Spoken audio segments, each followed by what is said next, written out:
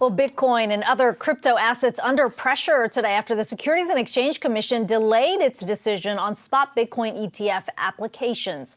Jared Blikre is on the floor of the New York Stock Exchange tracking that for us and much more. Jared.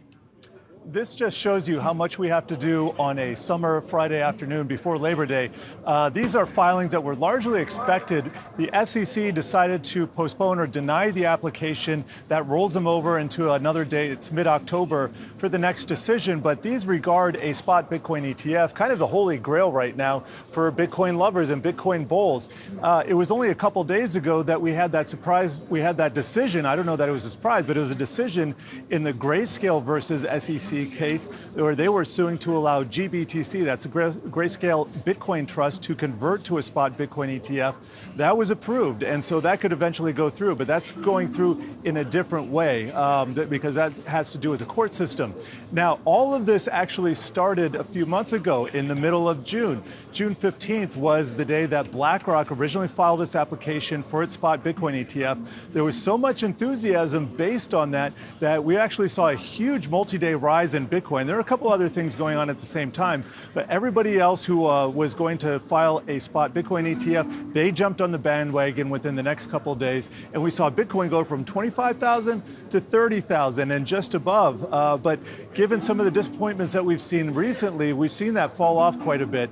I said earlier in the week, right before the big Grayscale decision came out, we probably don't have another big catalyst until something changes materially with the Federal Reserve or we get to the halvening next year, and that has to do with the finite money supply of Bitcoin. So another story indeed.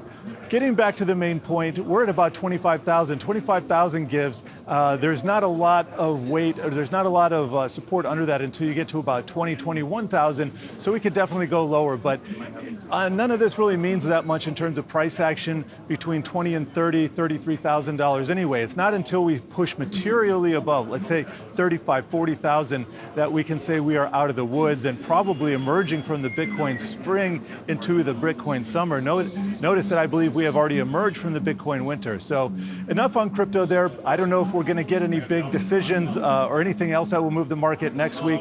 Not maybe CPI, but that kind of brings me back to today. I said the Federal Reserve, if it changed interest rate policy, that's going to affect all risk assets, not just Bitcoin.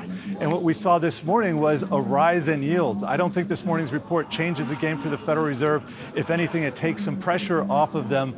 But with regard to risk assets, summer is over. We know that we're entering September, October. That's when portfolio managers finally rejigger their portfolios from over the summer when they're dealing with that low liquidity. So any number of things can happen over the coming weeks and months.